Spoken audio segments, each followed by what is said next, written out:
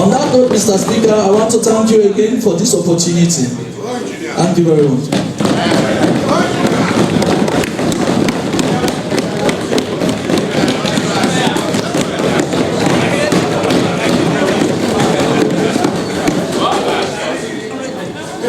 I thank the honorable member. He spoke like a true engineer. Dead on time. And I hope his fine example is going to be emulated by all other speakers after him.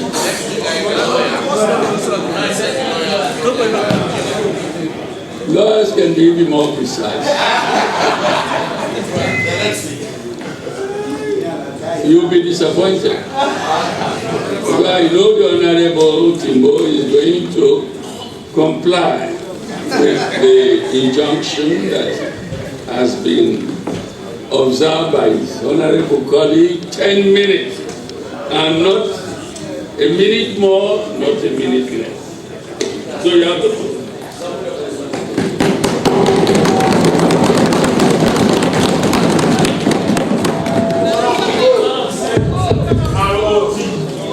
Mr. Speaker, honorable members, a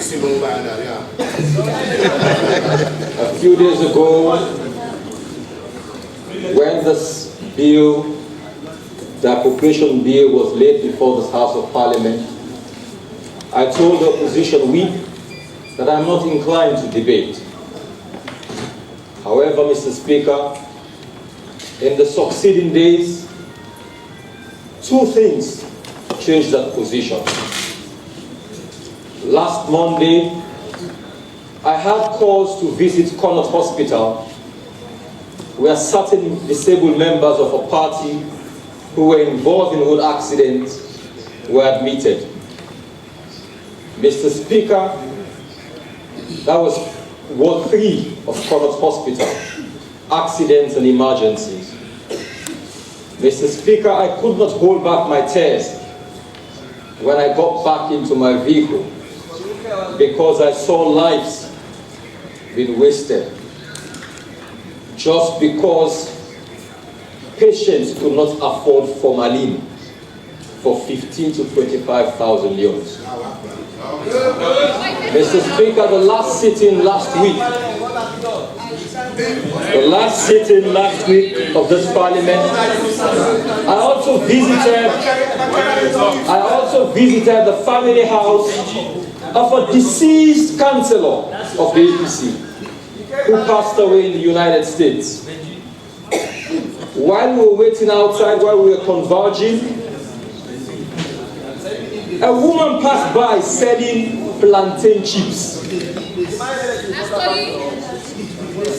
She was selling plantain chips, and it was in this big cartoon. Then I asked a question. I said, SO2, now you fry all this? And I said, no. He said, this, now import the importer. Mr. Speaker, honorable members, this is not about being in opposition. This is not about condemnation. Mr. Speaker, honorable members,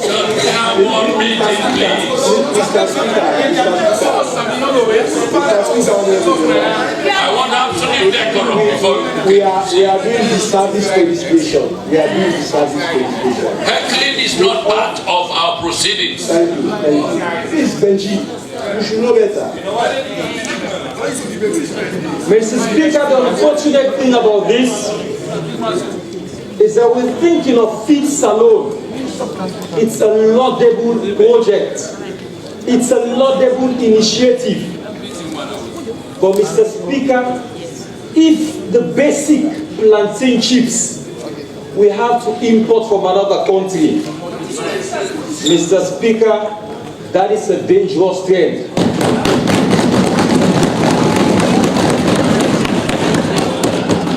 For the record, this is not the fault of the SLPP government. It is not the fault of the SLPP government. Mr. Speaker, honorable members, year in, year out, this well of parliament receives appropriation bills, finance acts, and budget statements. Fast forward through those years, and maybe June of those years, and you ask, even the first quarter allocation for those years haven't been disbursed. This is not an SLPP problem. It has been perennial, even when the APC was in power. Mr. Speaker, I refer this House to the appropriation bill and the amount of money which has been allocated or budgeted to be spent for the finance for 2024. Mr. Speaker, that amount is 2.4 billion new loans. Convert that money into US dollars, and that is about 1 billion loans for a whole year. $1 billion for a whole year. This is the money that we'll be using to pay salaries. This is the money that we'll be using for feed salon. This is the money that we'll be using for education. This is the money that we'll be using for energy, infrastructure, job creation, etc., etc. Mr. Speaker, honorable members, let's pause and think about this. This money, a yearly money, is less than the amount, the budget for high school in New York. 1 year budget.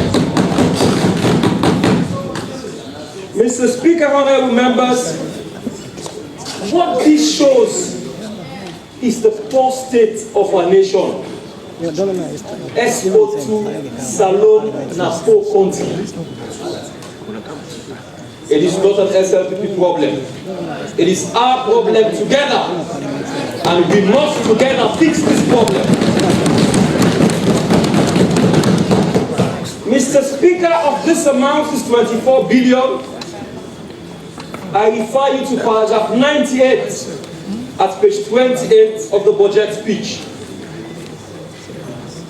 Page 28, paragraph 98, which was referred to yesterday by the Honorable from Kailan, my learned friend and senior.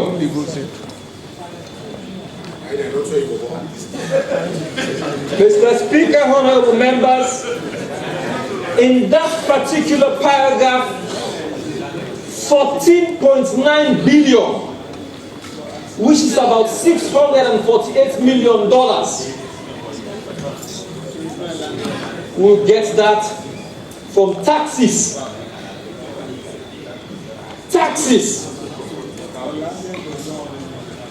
If we move on to page 36, on page 140, page 36, paragraph 143, there's a budget deficit. So 14.9 billion from taxes. If you go to paragraph 99, it says grants and loans will fund the rest, but there will still be a deficit, as referred to in paragraph 143. Mr. Speaker, it says we will deal with that deficit, we will service that deficit by borrowing from banks. Mr. Speaker, this is a sad situation. Mr. Speaker, honorable members, if Sierra Leone is to develop, is this amount enough for this nation to move to the next level? How can we use this amount that is not even enough to pay salaries for development projects? How? Mr. Speaker, the Honorable Leader or the Honorable Chairman for the Finance Committee made mention of car wash project at Mile 91 as part of the job creation. Mr. Speaker, honorable members, when I listened to that, I cringed.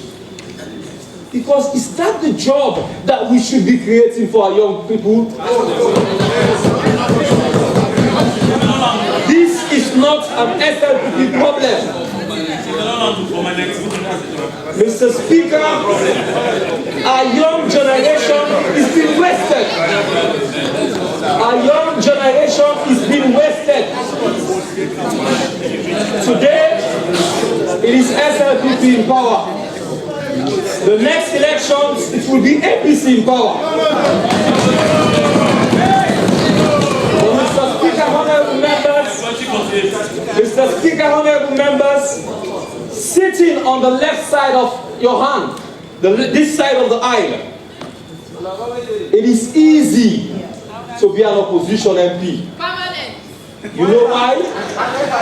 Because it is easy to pick holes in other person's work. But it is only when the shoes are on your feet that you will know it is not an easy task. Kudos to the opposition MPs for picking out those holes. And please take note, people in government.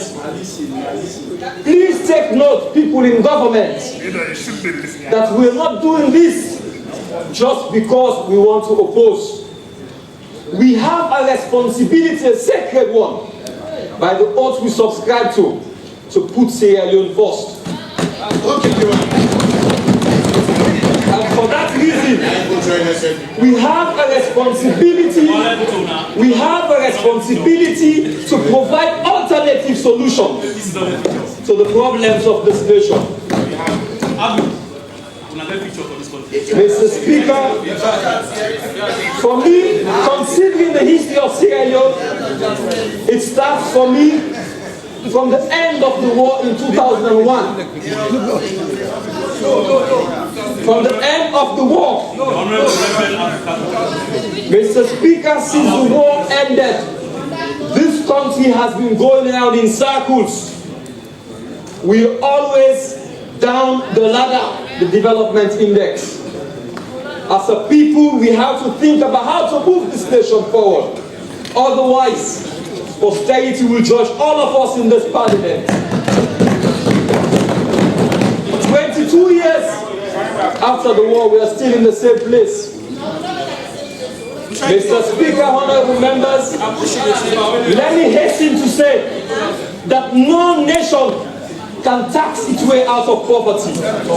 Absolutely no nation can tax its way out of poverty. Similarly, any nation where the government is the largest employer is bound not to succeed. And that is the case in Sierra Leone. Mr. Speaker,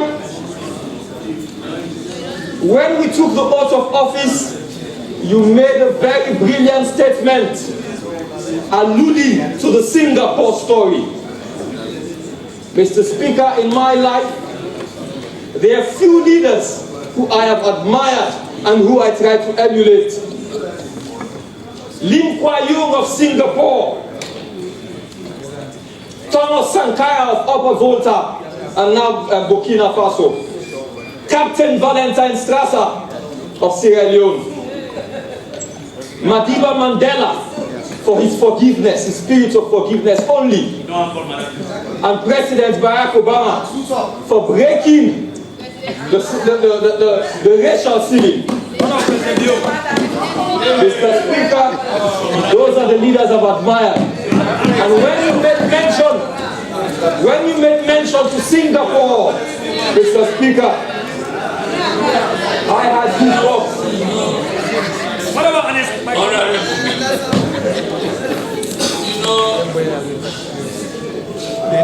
You know, repeating this, I suppose, is an incident of this job that I should keep reminding you. Just imagine if you were the one speaking and the other side is constantly heckling and interrupting. Will you be happy? No. I can recognize an undertone when I hear one. By the way, I think I can identify that. I think I can recognize that voice. He's seldom here. Honorable members, should bear in mind of 35-4. 35-4 reads, during the sitting, all members shall silence or shall confer only in undertone. Thank you very much, leader. And take that advice from your leader, especially that voice. I think I can recognize it. I would have gone further, but I will heed the advice of the acting leader. Carry on. 2 minutes, please. Mr. Speaker, the Singapore story. In 1965, when Singapore formally left Malaysia, the statement made by Prime Minister Lim Kuan Yew then was a tearing statement. He cried because he did not hope. There was no hope. But after the tears, he said that he will transform, or together they will transform Singapore. And today, Singapore is one of the most developed nations in this world. For people who don't know, Singapore has almost no natural resource. They have a population about 5 million if we are complaining that our market is small.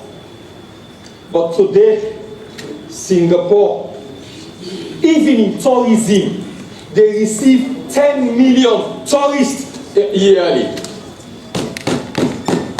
Mr. Speaker, how did they do this? At the time of independence, 2/3 of that population were living in slums. 2/3. Today, Singapore is the envy of the Southeast Asia. Mr. Speaker, they embarked on a comprehensive program of industrialization.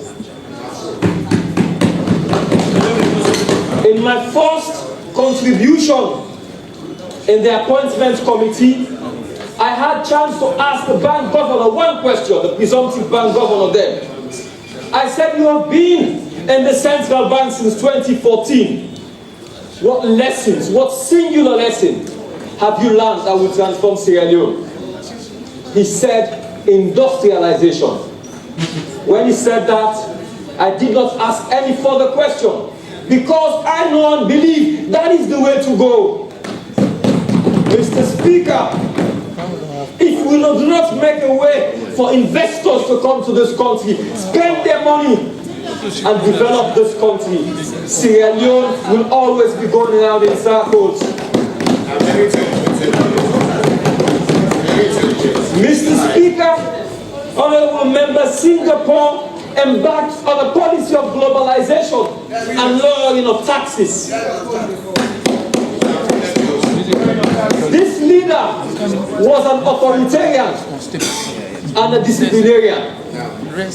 Many people condemn his authoritarianism, but it was necessary at the time to instill discipline for the country to move forward. And thank you very much, Mr. Speaker, for starting sittings at 10 a.m. every day.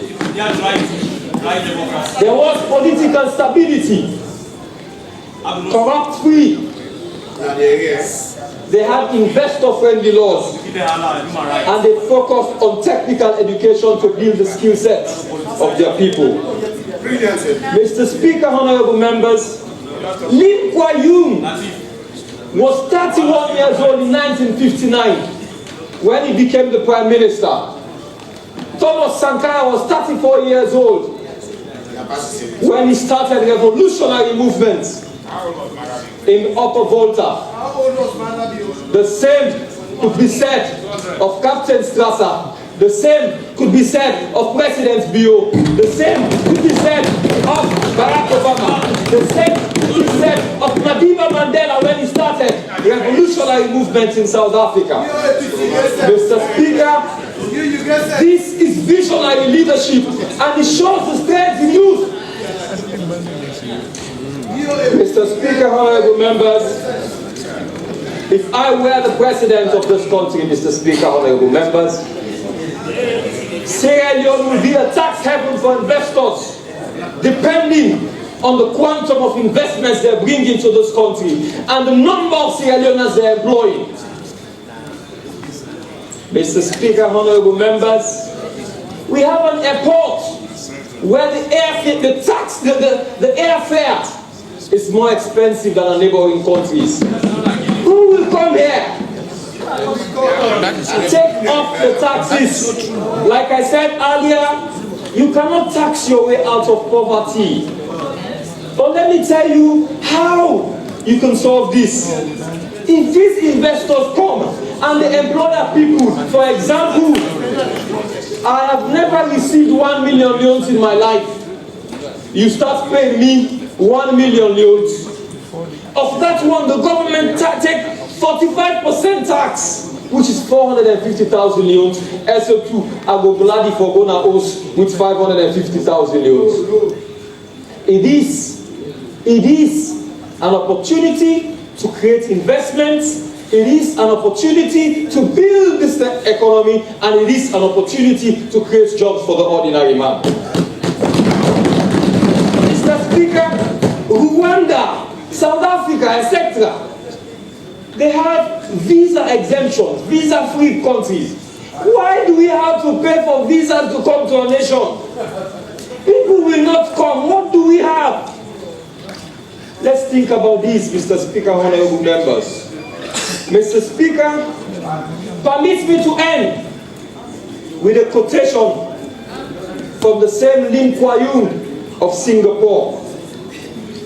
He said, to the young people and not so old, I say, look at the horizon, follow that rainbow, go ride it. Permit me to send a message to Dr. Senge, the Chief Minister. Permit me to send a message to all the young ministers and ambassadors. Permit me to send a message to all young people in this world of parliament and across the nation, public servants and civil servants, that this is our time. This is the time of the young people. We can no longer sit and allow this country to decay. Mr. Speaker, honorable members, we cannot blame our parents anymore for the decadence of this nation. It is now our responsibility. Thank you, President Bio, for giving the highest ministerial position to a young man and many other young people. Thank you, SLPP. Thank you, APC, for giving seat to young people.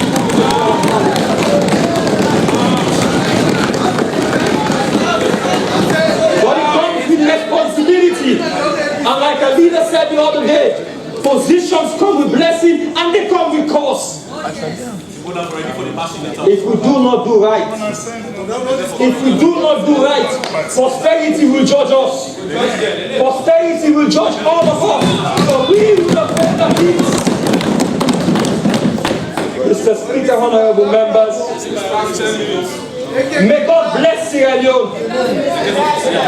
May God bless all of us. May God rid this nation of corrupt politicians.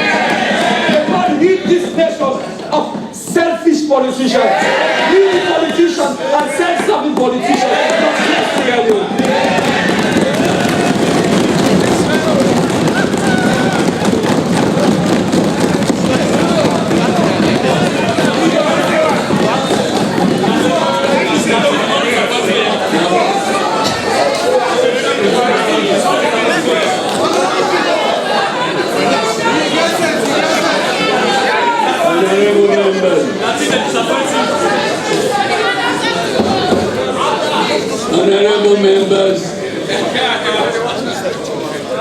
I want to take the opportunity to thank the Honorable Abel Timbo for his contribution. Listening to him, I see a mirror of myself in the 80s. I see a mirror of myself in the 80s in the well of this house. I'm grateful to you that you and I share our belief in the same mentor. Lee Kuan Yew is worth emulating. He has set an example by taking his country from a third world to a first world. Sierra Leone can do it too. And I'll give the floor to the Honorable Alpha Jabi.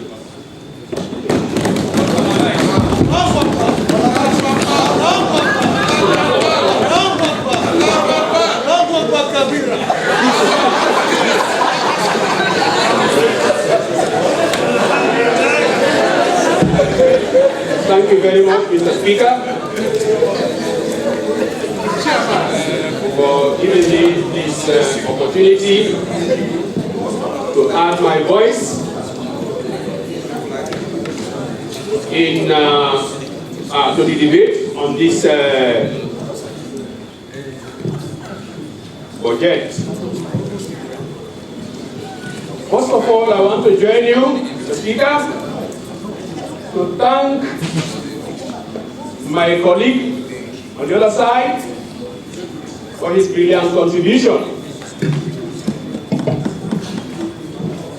This is about the first time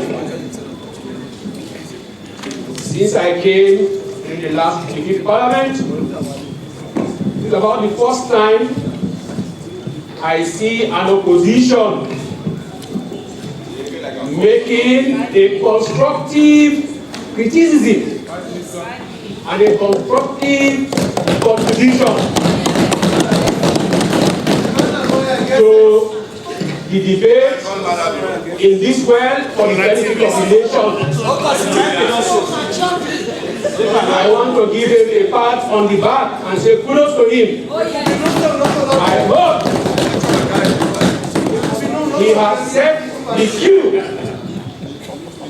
for all of us, especially those of us on the other side, to follow.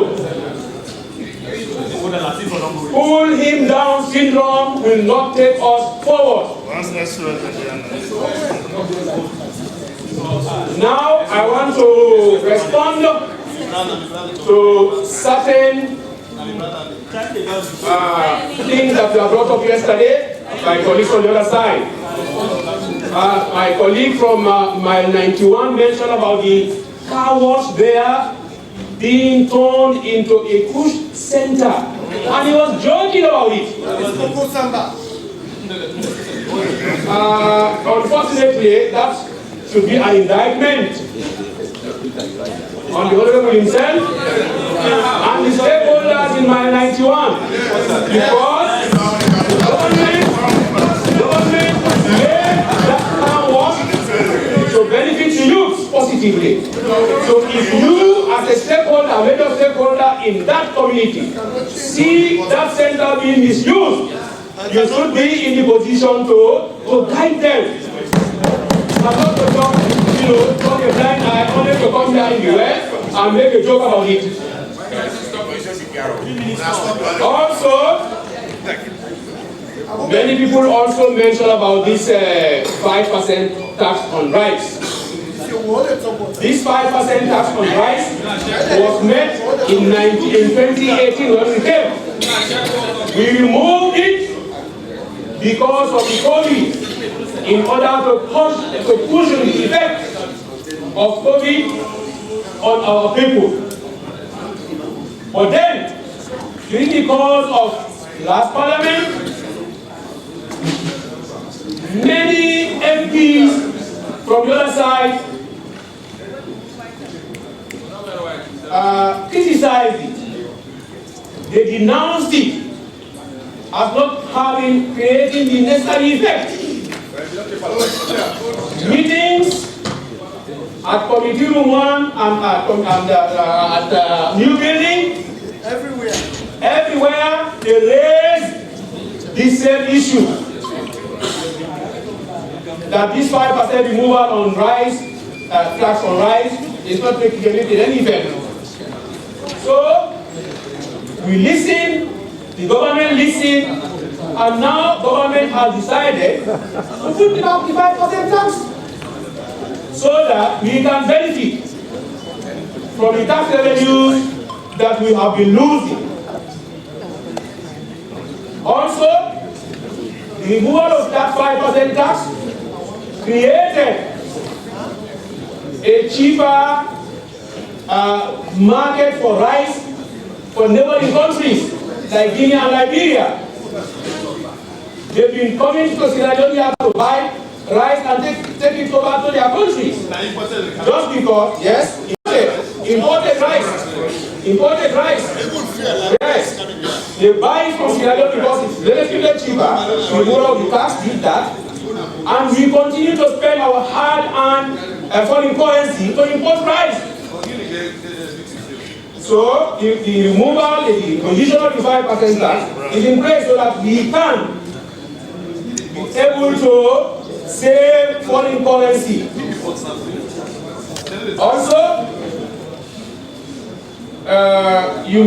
somebody mentioned about Singapore model, Indian model, Rwanda model, etc., and also expressed doubt and apprehension whether our field salon is going to be implemented successfully. I want to assure you that field salon, like the free quality school education, will be implemented successfully.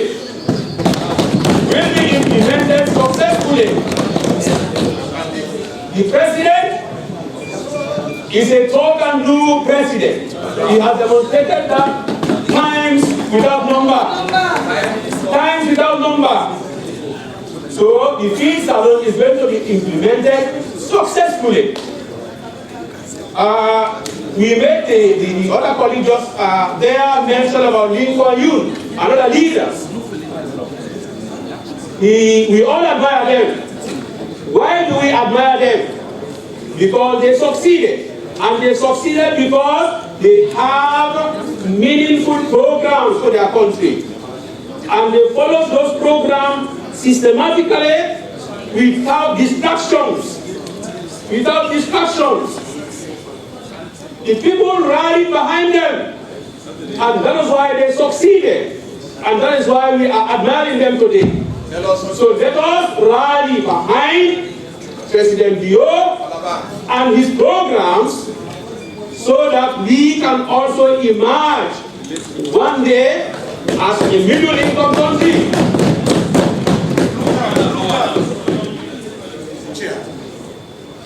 The school feeding program. The Honorable from Bombali mentioned yesterday that the government is not able to execute successfully to feed these children in this country, all the children. I want to set the record straight there. At no point in time did my President Bio and his government say that they are going to feed all the children in this country simultaneously. At no time. The program is meant to be systematic. Gradual. And it started with Calabar district and Konadugu district in 2018 when it was relaunched, with 50,000 students, 50,000 people benefiting from the school feeding program. Today, we have about 735,000 children benefiting from the school feeding program, covering 113 chiefdoms in 15 districts. So it's a gradual process. Not all the districts will benefit, the chiefdoms will benefit at the same time. It's one after the other. And this budget has made provision for 800,000 school children to benefit from school feeding program by the end of 2024, with an additional 100,000 every year for the next subsequent years. The World Bank has also come in to support with 114,000 children beneficiaries. So if you add the total of all of these, by the end of the next 5 years, we are going to have 1,314,000 school children benefiting from the school feeding program. So it's not going to happen. It's a gradual process. Point of order, for the edification of the house. In the state opening address of 2018, the president did promise that the school feeding will be introduced in all public supported schools.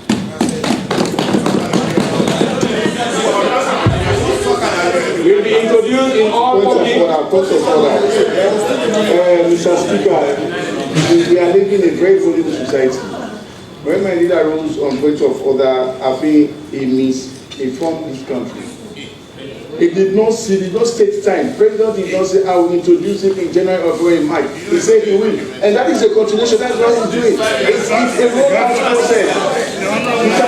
We should then say that development is not a journey, it's not a destination, it's a journey. Thank you very much. I think we'll all agree that that is a program that will roll out in He asked him to the leader, I did not misinform you. I said exactly what was in the statement. So for you to say I misinformed the house, I think it's not correct. Mr. Speaker, time is 12. Any second there. I so second, Mr. Speaker. Any second there. I so second, Mr. Speaker. I so second, Mr. Speaker. I can only take 1 second, and I think I'll take the second round of the new AKK. Yes. I think I'm reasonably sure. All those in favor of the motion say aye. And those against say nay. The ayes have it.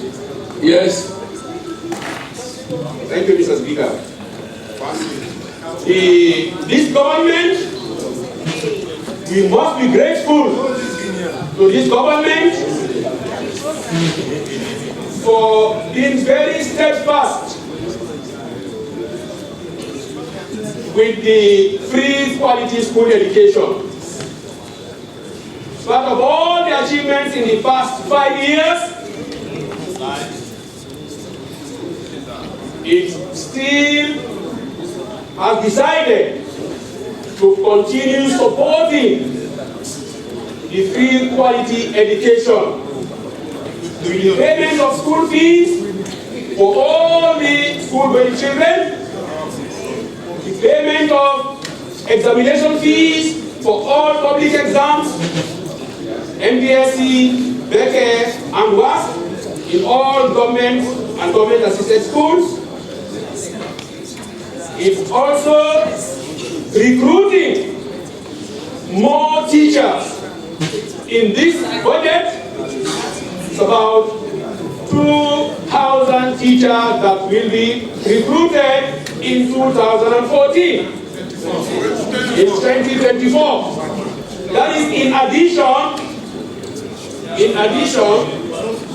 to 28,122 teachers that have already been recruited by this government since he came to power in 2018. Honorable member, you've done very well, but your time is not unlimited. I give you half a minute to conclude. Thank you, Mr. Speaker. Now, let me come to Field Salon. Field Salon is like Lincoln U, we are nine, going systematically. President Malabio is also going systematically. Gone from free quality education, started with that one, now it's going to be followed by the agricultural development, so that we have sufficient food to feed ourselves in this country. It is a shame for us to be going to Mali, for us to be going to Mali to buy paper, to buy groundnut, when Mali is a desert country. We have rain here almost throughout the year, and we should be able to grow those things rather than depending on a desert country. So that is the trajectory that the President, His Excellency the President, Julius Malabio, and his government wants to take Salon to. Somebody mentioned about Malabio traveling every now and then. Yes, he's traveling every now and then. Let me, SO2. If you, the Kumra, you come to a house, you meet, they don't clear everything. They don't clear everything. Okay, you go to the hospital, you need to mourn for yourself. No, definitely you therefore go out to go fair. So that is why exactly what Malabio has been confronted with. When he came in 2018, the state covers were almost empty. Everything was almost looted. So he has to be moving out to go and fend for us. To go and lobby. And that is why we have been able to make so many achievements in the last 5 years. With that, Speaker, I want to thank you very much, and I want to urge all colleagues on both sides of the aisle for us to approve this budget. This budget is a progressive budget. It will help to take Salon to the next level where we are aiming at. Like Lincoln U, we are marrying, Singapore we are marrying. These are the first few steps that we need to take. This budget is one such step. Thank you very much.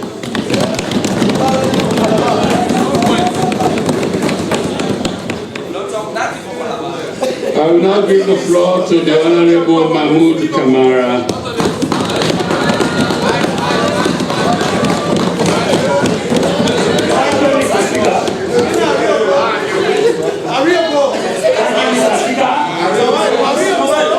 I am Honorable Mahmoud Kamara, also known as Mr. Nice Guy, the Nice Guy. Representing the Western area over. I humbly rise to make my submission on the 2024 budget debate. Mr. Speaker, honorable members, the theme of this budget, and I quote, restoring macroeconomic stability while protecting the poor and the vulnerable. Mr. Speaker, honorable members, the theme of this budget caught my attention to the fullest. So I decided to do justice to the entire budget document, paragraph by paragraph, page by page. However, Mr. Speaker, honorable members, to my dismay, this entire budget document is only overcrowded with embellished assurances that it has to be here.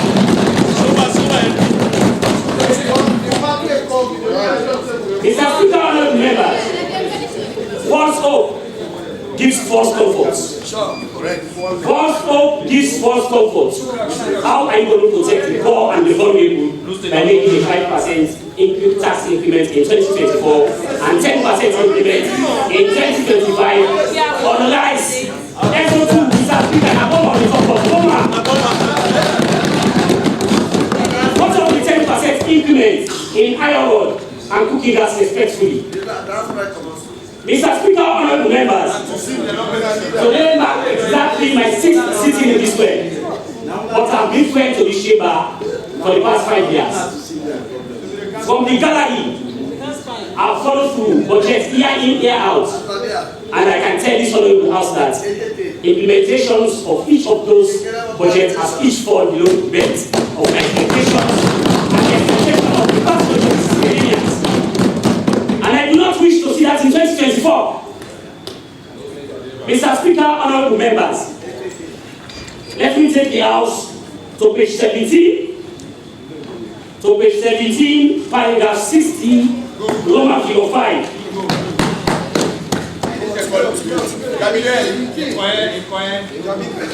Mr. Speaker, with your leave, I will read. Paragraph 60, page 17, paragraph 60, Roman figure 5. Mr. Speaker, with your leave, I will read. Complete the construction and operationalize the Leone Pediatric Hospital. Mr. Speaker, honorable members, I commend the Minister of Finance and the entire drafters of this budget for singling out the Leone Pediatric Hospital. Me being the new political king of Leone,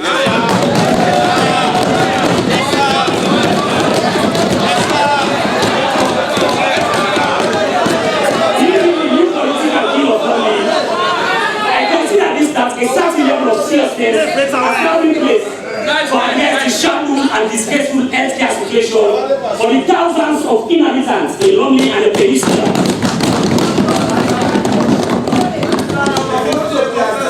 Mr. Speaker, honorable members, it is disheartening for me to inform this honorable house that since 2019, the people of Leone have had no proper address to seek medication. The people of Leone have no proper address to seek medication. There is a 100-bed hospital budget, which was at the completion stage. It needed only windows and furniture for it to kickstart operation. But it was immediately put to halt when the SLPP power took governance in 2018. And then the rest was down. The only healthcare facility that was salvaging the people.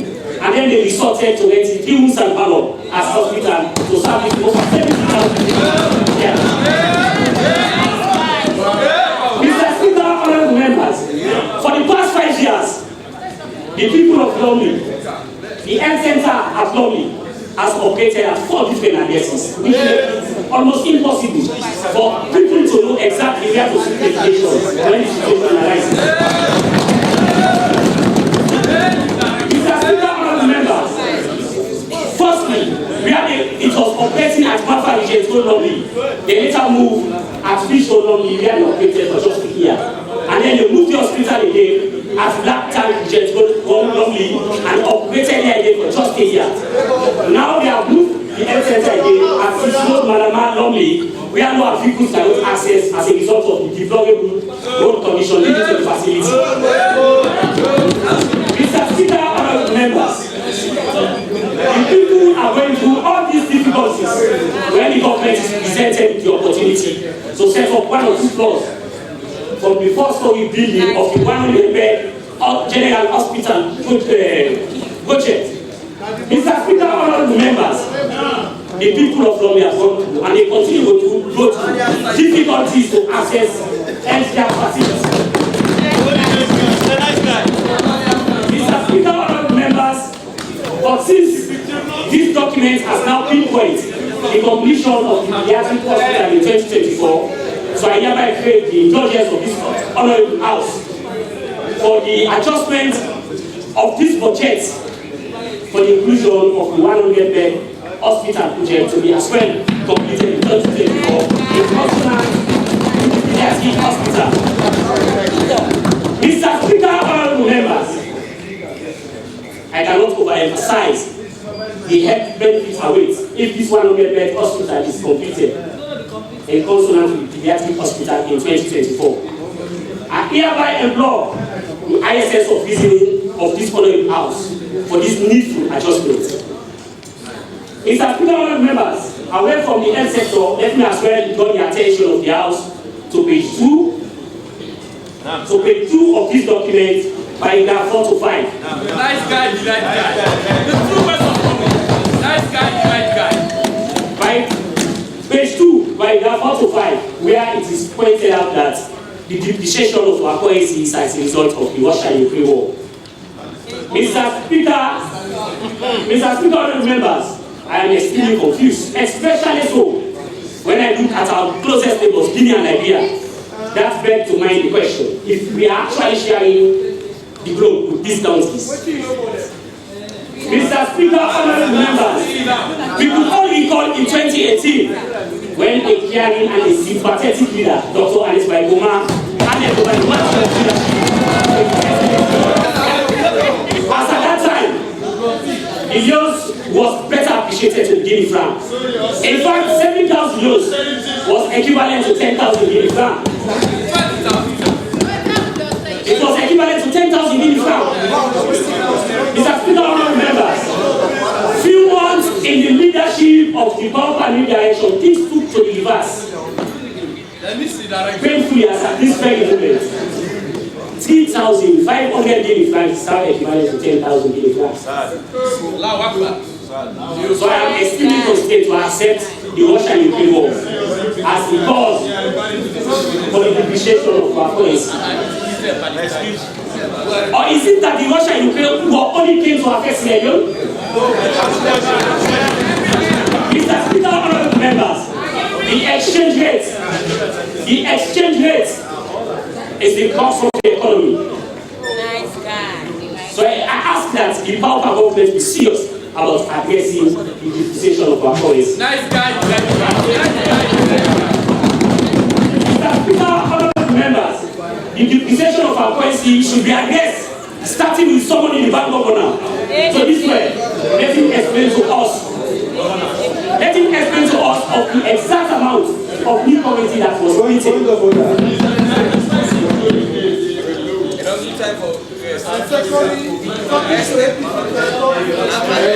The MP referred us to page 2, paragraph 4 and 5. I can't be corrected.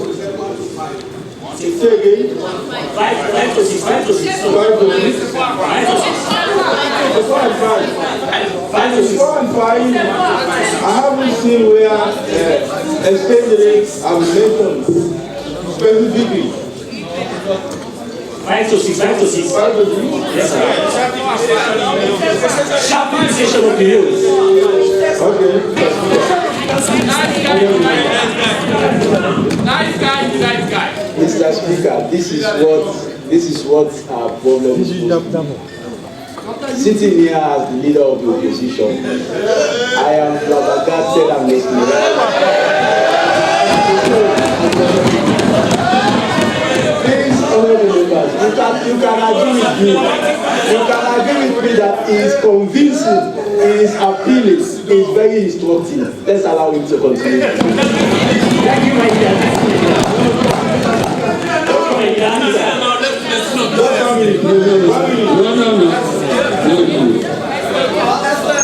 Sadly, leader of the opposition, sadly I disagree. The rules are the rules. I give you 15 seconds. Because you've more than exhausted your time. Thank you, Mr. Speaker. Like I said, Nice guy, nice guy. the depreciation of our currency should be addressed starting with someone in the bank governor to explain to this honourable house of the exact amount of money of the millions that was printed. And the bank governor should have as well tell us of the total amount that is currently in circulation. And with that, Mr. Speaker, honourable members, I hereby ask that in addressing the depreciation of our currency, the government be serious when they enter into contracts. Let the government change their approach to the business people. Let the government be making economic decisions rooted from a nationalistic perspective and not from party line.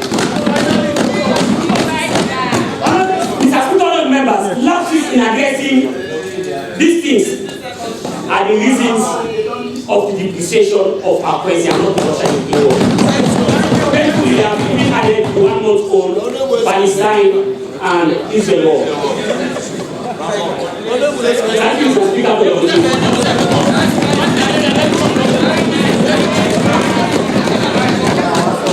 I thank all honorable members who have taken the floor this morning on to this moment in time. I just wonder, for the first time in the history of this parliament, I should say, in fact, for the first time in the history of this country, we have a 30% quota of members of parliament who are women. But I have yet to hear the voice of a woman.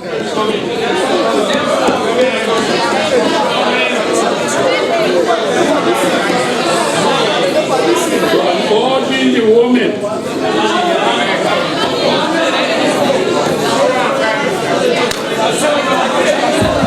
I'm urging the women. Just 2 days ago, I was in your midst at your invitation, and I urged you to take advantage of the new situation in this new parliament. So I'm waiting. I'm waiting.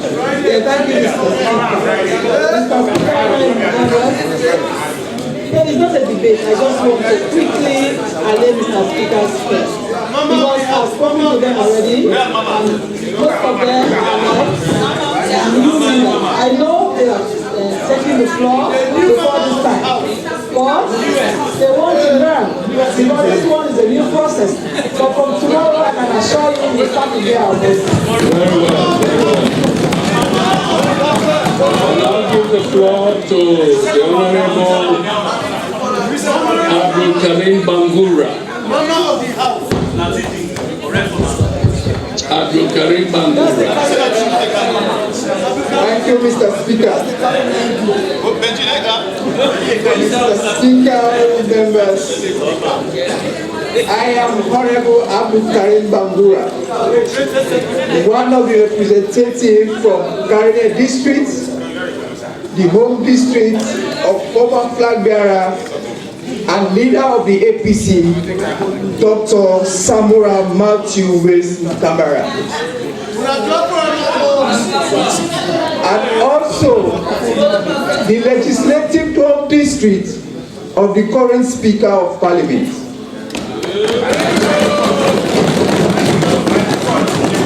Mr. Speaker, honorable members, they say when you want to go fast, you go alone. But if you want to go far, you must go together. On this note, I want to welcome my brothers, especially those from Karele districts, the 3 honorable, who are just coming from their self-imposed political exile. They are not common.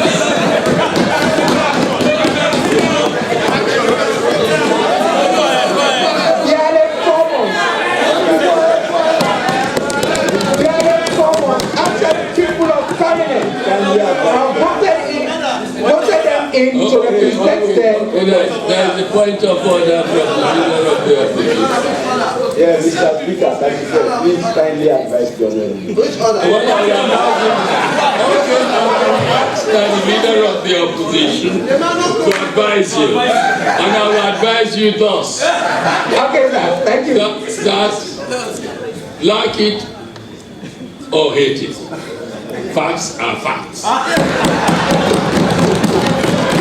I don't know about the self-imposed, but I know about the absence.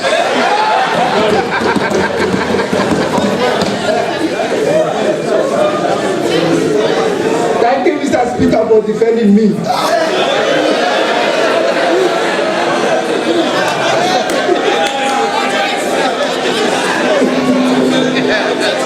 Mr. Speaker, honorable members, I don't know, yesterday the speaker told us about our brothers from Liberia. I don't know if they are around. I would also want to welcome them in absentia. I want to welcome them in absentia. Mr. Speaker, he is not sticking to the debate and is going far away from that. I'm welcoming him.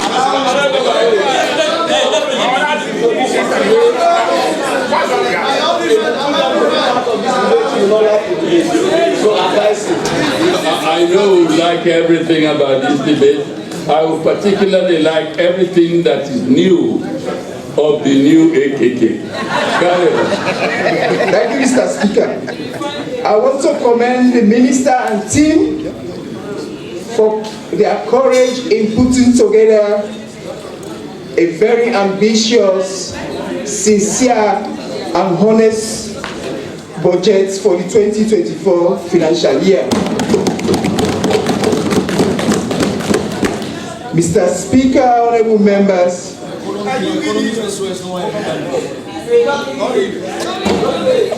courage cannot give you immediate success, but courage will empower you to face your challenges. The current economic situation since the days of former President Alex Nkuruma to date, this country has been operating a budgetary policy which I will want to refer to as SO2, dig hole, cover hole. Mr. Speaker, honorable members, a senior member from Bombali, honorable member from Bombali, refers to this budget as a homemonger. And another member from Puchon refers to this budget as resuscitative budget. The other from Kono, my brother, referred to the budget as redemptive budget. I, Honorable Abdulkarim Bangura, want to refer to this budget as the solution to our problem.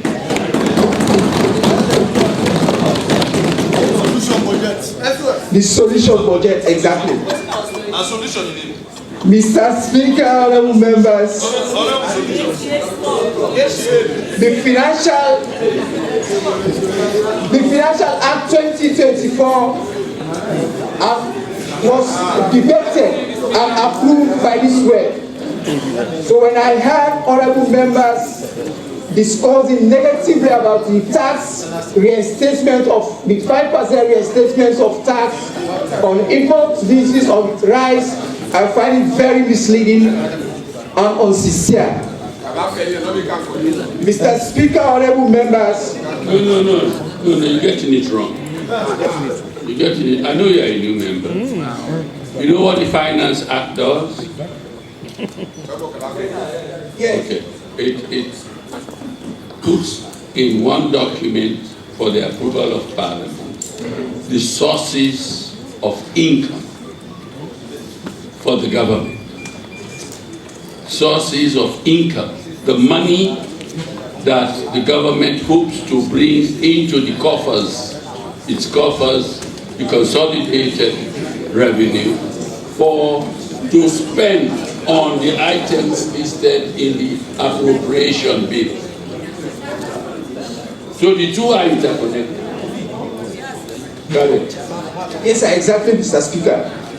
People that discussed that the tax imposition, the 5%, is a deliberate act by the government to bring suffering to the people. And that's exactly what I want to defend, because it was unanimously agreed here by all of us. So we cannot blame it on the government alone. Mr. Speaker, point of order. Mr. Speaker, on the issue of rice, there was a motion on the floor, and on this side we voted against that. So on the issue of the imposition of the 5% was not unanimous. I put a motion, and that motion was put on the floor, and we voted against it. No, we cannot dissect the candidate. On the bill, yes. On that particular position, you voted against that. No, you may. Hold on. Honorable, you may say that as an appeal to the gallery for the people to understand. No. The record can show. The records can show, but holistically, the act was passed.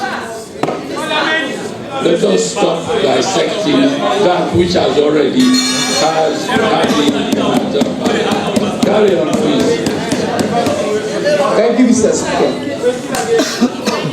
Mr. Speaker, honorable members, the 2024 Financial Act and the 2024 budget is in concert with the pledge of His Excellency the President, which he made on his Big Five manifesto promise to the people of this country, which elect him for the second term and give his party the majority in this parliament. That is to say, that manifesto promise is approved by the people of this country. And what the minister, the finance minister and his team are doing is to make sure they use the money to make sure they fulfill the promise of His Excellency. Mr. Speaker, honorable members, I was so moved when my honorable brother was talking on the other side, Honorable Timbo. I see passion in you, and I want to agree with you. We need to come together as members of parliament to make sure we do our job. We monitor the 5% in budget, 5% that was added, reinstated to the budget, so that we monitor it, so that we will be able to make sure it is used for the right purpose.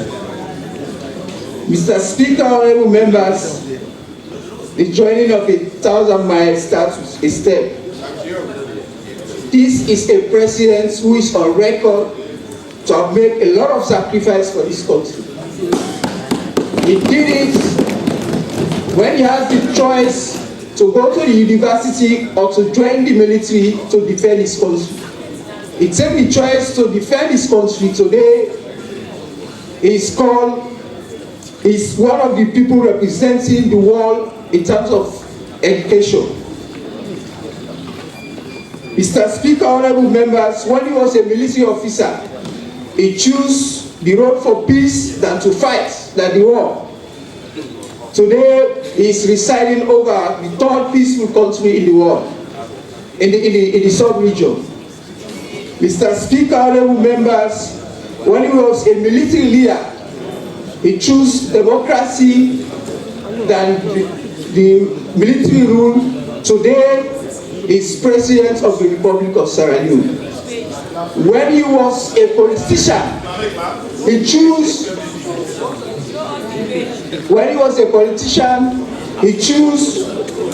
the rule of law than to boycott.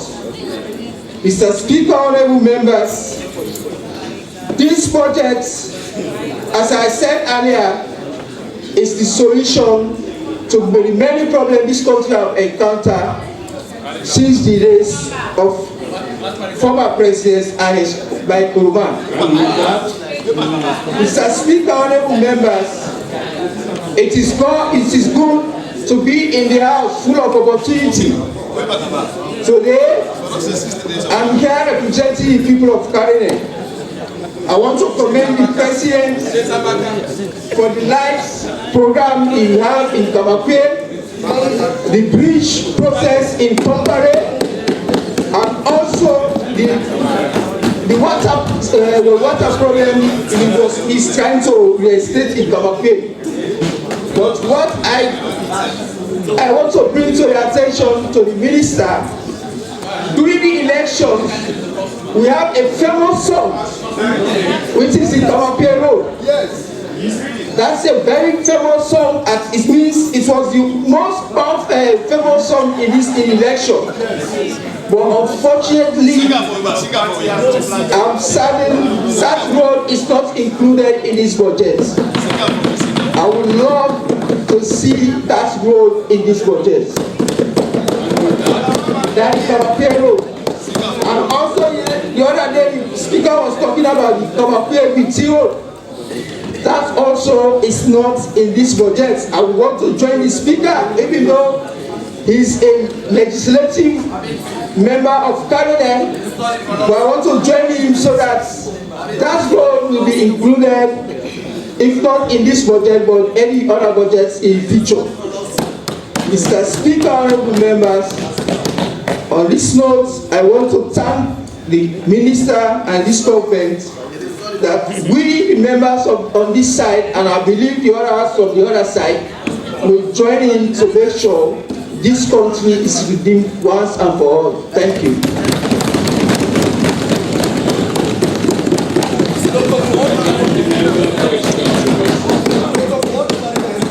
I now give the floor to the Honorable Mapinti Paul.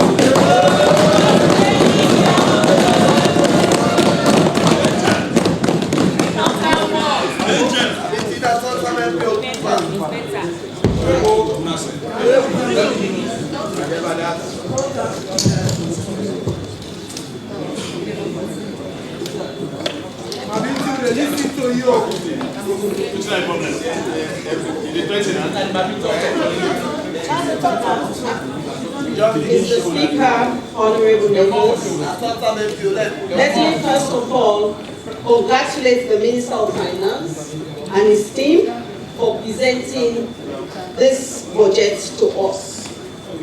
It is a timely venture, and the activities outlined in this budget is very clear.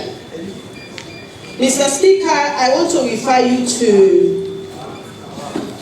page 29, paragraph 2 of the budget. Page 29, paragraph 2. The minister has informed us that the government wage bill is projected to rise to 6.5 billion in 2024, up from 5 to 3 billion in 2023. The minister has clearly stated the reasons of the increment, which is due to the recruitment of employees in various MDAs. Mr. Speaker, honorable members, given the justification provided in paragraph 102, the budget must be supported with a detailed manpower plan that will give us a comprehensive understanding of the workforce in various MDs.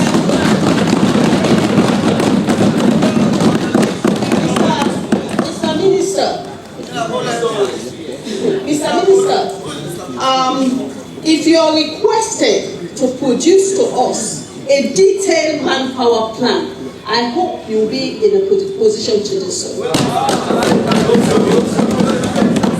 Moving forward, Mr. Speaker, honorable members, in page 32, paragraph 120, page 32, paragraph 120, 8.6 million loans is allocated to NACSA for social safety nets to enhance the quality of life of our vulnerable groups and also to address the high cost of living. Mr. Minister, based on your professional competencies, I am fully convinced that you are aware of the present financial predicament in this country. The people of Sierra Leone are struggling. Hardship is the order of the day. People cannot afford to meet their daily needs. We need urgent intervention. Our situation is so deplorable, Mr. Speaker. With your leave, Mr. Speaker, I want to quote from the World Bank. I read. The World Bank says that Sierra Leone inflation rise from 12%.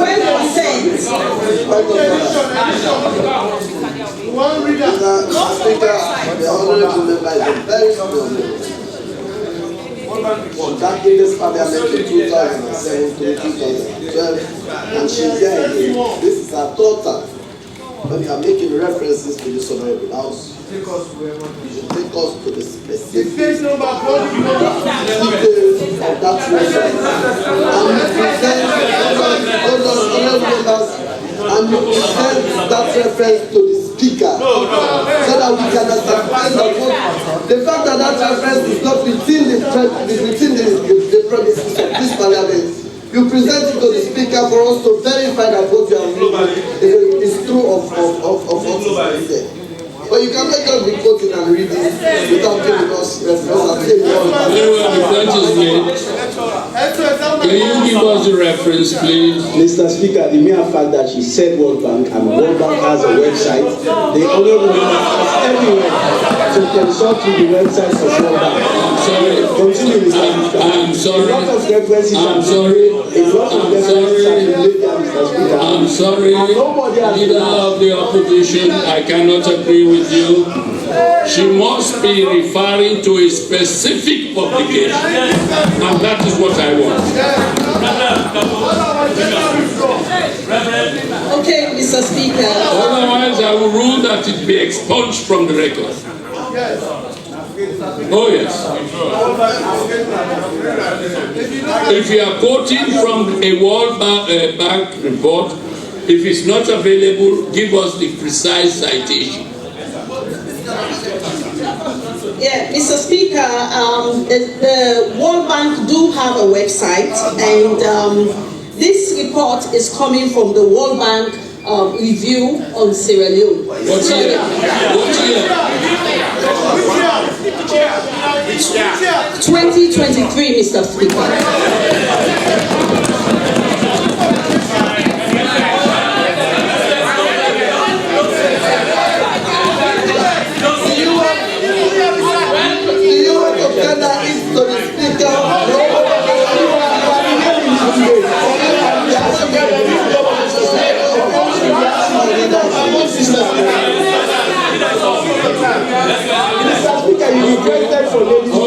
Okay. You need to protect her. I will protect her. Let me take a middle position. Is the publication available right now? Mr. Speaker, the publication is available online. No, I'm coming.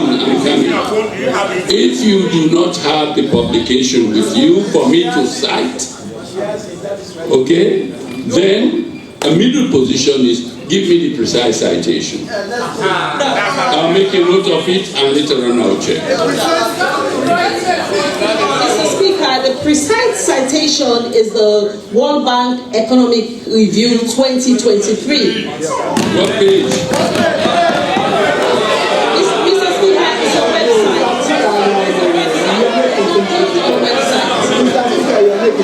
She wants to quote.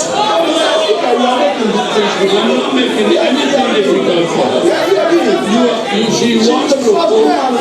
Today, and she's just been interjected. She's busy in her thoughts. No, she's not. If I want to quote anything from this document, I can refer you to either the paragraph or the page.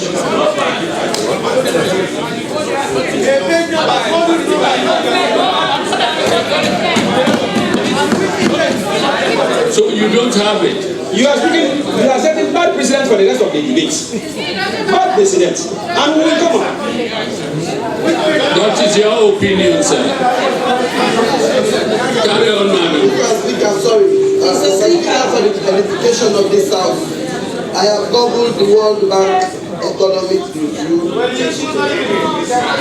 it is not through that page. No, I want that observation. I'll send you out as allow your able members. Please wait. That is your own fault. Honorable member, are you able to give me the precise page? No. The Speaker, I'll provide that later.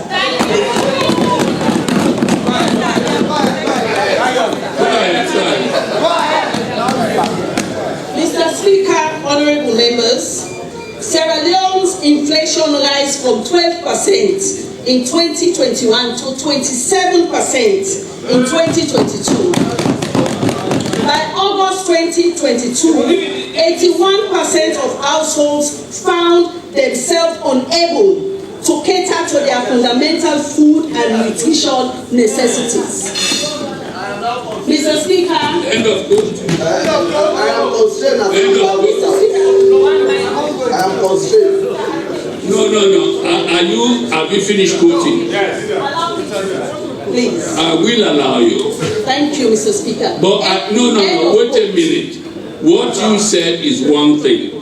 You prefaced your statement by saying you are going to refer to a document published by the World Bank. Have you finished the quotation? Yes, Mr. Speaker. End of quotes. Thank you.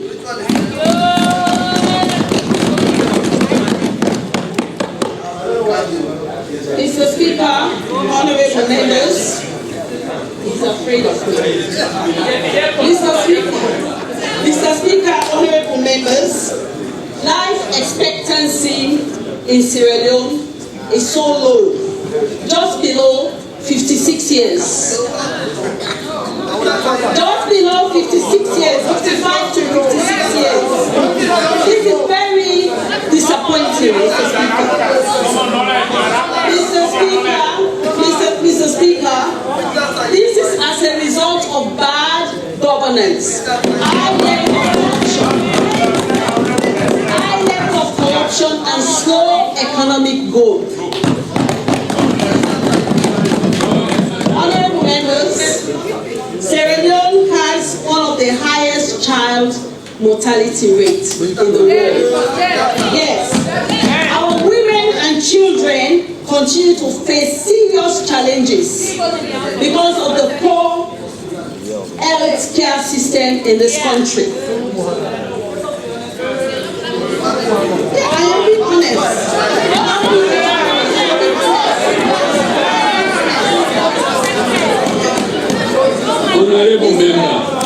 Honorable member, what I will advise you to do, make your point. Hello? Make your point. Don't get distracted. Go on with the debate. No. Mr. Speaker, the point of orders are legitimate. You have to allow them. What was your point of order? Thank you. She's quoting, for example, she said life expectancy is good. She was not quoting. I'm not that she quoted me.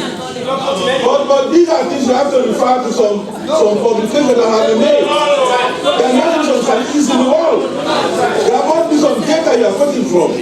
She spoke of child mortality from what publication? You don't tell her. No, I'm sorry. When she was quoting from the World Bank record or publication, yes, she made specific reference to the World Bank. When she was talking about child mortality, I think she was expressing her own view. And as an MP, she's entitled to express her own opinion. Challenge that our opinion is wrong.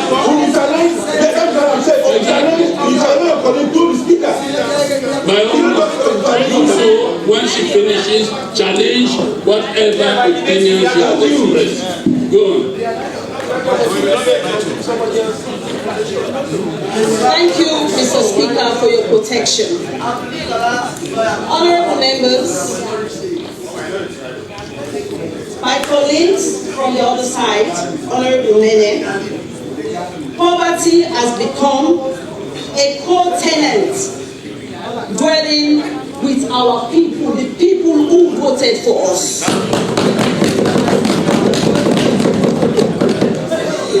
Mr. Speaker, please, allow me to tell.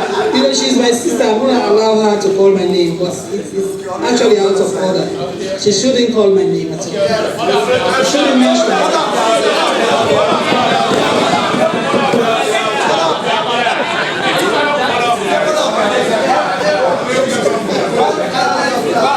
My apology, my sister.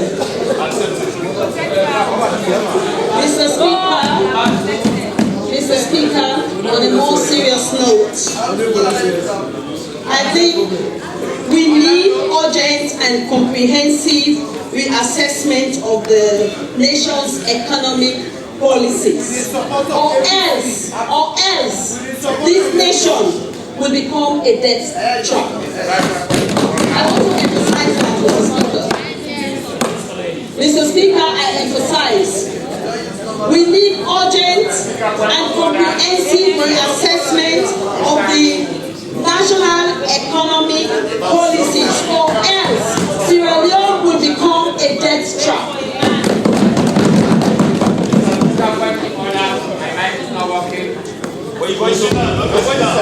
Mr. Speaker, I am standing on Exco 32.3. Yes. Mr. Speaker, I have every reason to believe that my colleague is reading from a paper.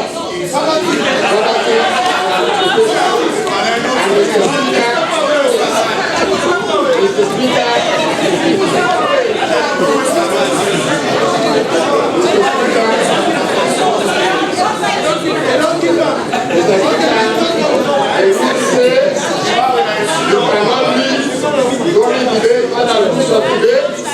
you cannot read paragraph from a note, and you can make reference to extra papers to support your debate. Okay, you made your point. Yes. You want my ruling? Thank you. You want my ruling? As far as I can observe, the Honorable Lady, when she quoted from a document, made reference to the document. When she was expressing her own opinion, she was free to do so. Let us be clear about one thing. Facts are sacred. When you want to give facts to this house, from any source, you've got to give the reference from which you are quoting. Facts are sacred. Opinions are free. That is why anything you say here in this world is protected by law. It cannot be challenged anywhere. The only thing is, use your discretion, please, when you are expressing your opinion. And your opinion is yours. It can be challenged. Thank you. And Mr. Speaker, let me make this point very clear. You know, she has been interrupted incessantly, and it's deliberate. You know, and the I always say it's deliberate, it's just part of the debate. I'll tell you why. When she stated the life expectancy, everybody knew she was right. Go to the Sierra Leone life expectancy, 1960 to 2023. The micro 10. Let me tell you, I'm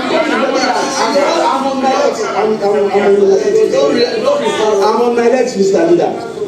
When you want to challenge an honorable member of parliament, when she speaks, you should come with the alternative fact.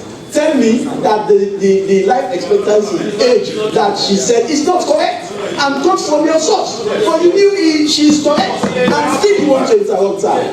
Please let this house be a house of parliament. Let us allow the member of parliament to laugh. Mr. Speaker, on the front, we don't have all of the facts in the house. So when you are referring us and you are telling us facts, we ask you for you to give us a reference point. If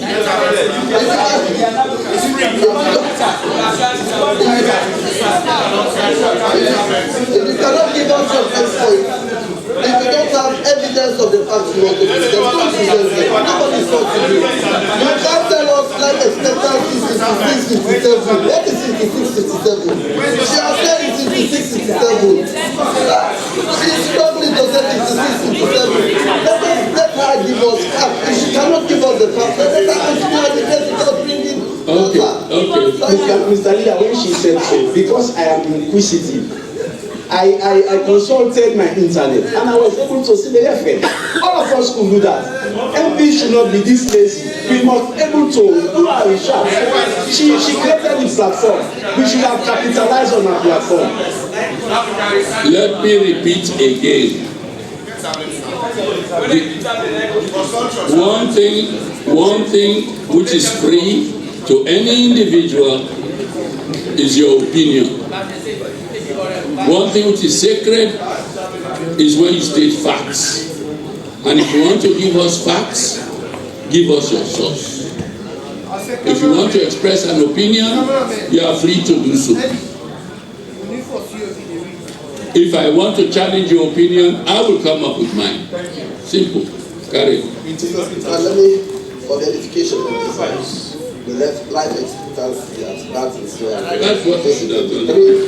Published by Aaron O'Neill, October 26, published by Aaron O'Neill, October 26, 2023. The statistics shows the average life expectancy at birth in Sierra Leone from 2011 to 2021 by gender. In 2021, life expectancy at birth for women in Sierra Leone was about 61.35 years, while life expectancy at birth for men was about 58.76. So when you have an average, you don't have an average of 55 or 56.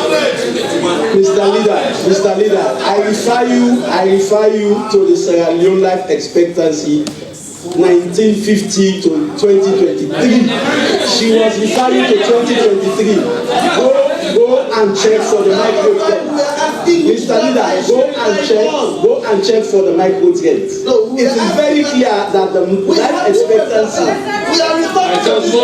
I thank both of you for your edification. I thank both of you. Allow the lady now to continue and end our contribution.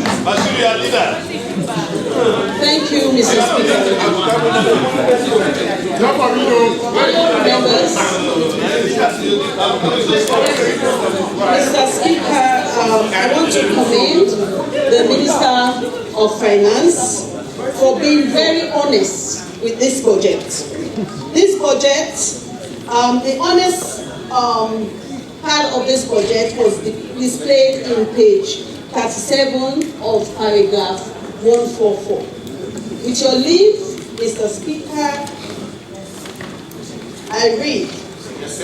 The minister stated several factors that could possibly derail the implementation of this budget and achievement of its objectives. He even went further to provide the safeguards in paragraph 147 and paragraph 149.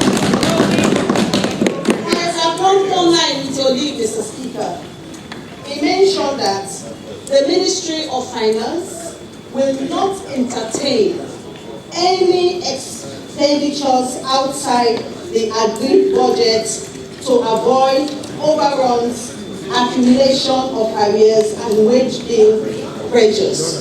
Thank you very much, Mr. Minister, for that. And I hope that your words will not return void to the people of this nation. Mr. Speaker, honorable members, as members of Parliament, we have the constitutional mandate to monitor the adequate implementation of all the activities outlined in this budget during our oversight functions.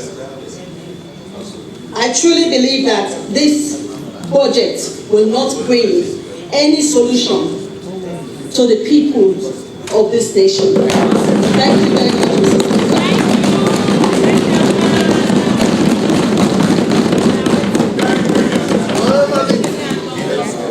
I thank the honorable member for her contribution to this debate, as I do all those who are taking the floor before her.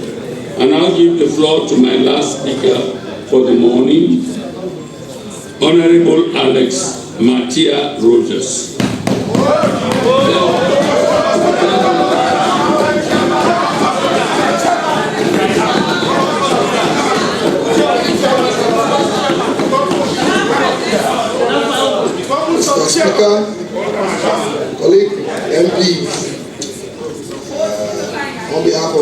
the people of Kudian District. Of course, my name is Honorable Alex Matia Rugas, representing Kudian District. On behalf of my people of Kudian District, I rise to add my voice to the debate on the 2024 budget. Permit me, Mr. Speaker, to first of all express thanks and appreciation to the Ministry of Finance, the Minister, alongside his team, for the very good work they have done by putting together a very comprehensive document that will serve as the economic life wire of this nation. Permit me also, for the purpose of this particular budget, to adopt a different approach in advancing my debate as thusly. Firstly,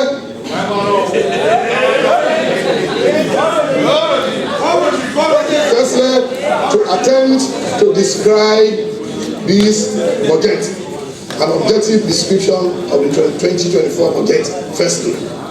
Secondly, to attempt to ask very relevant questions on the essence of budgeting in a bid to justify or to lay a premise to the argument in the advancement to justify the 2024 budget. And thirdly, to attempt also to make a critique on the risks associated that they have already highlighted that will bring about a delay in the implementation of the 2024 budget. So you take note of those few issues that are highlighted. Now, I am compelled, very much compelled, to be very much responsive to those issues raised by the previous speakers. I want to use this opportunity to address them. You may agree with me that the MPs from Western region, particularly, raised some issues on car wash projects are not being viable. I want to use this opportunity to enlighten my colleagues on the other side of the aisle that indeed the car wash project, for those of us who have been involved in development work, is just a quick win project. You will agree with me that we have levels of implementing projects. You have short-term projects, you have medium projects, and you have long-term projects. What this responsible government has done is to create within the stream of reducing poverty, particularly within the circle of the youthful age, they have articulated and designed what we call a quick win project, i.e. the car wash project. So you cannot describe it as not being viable.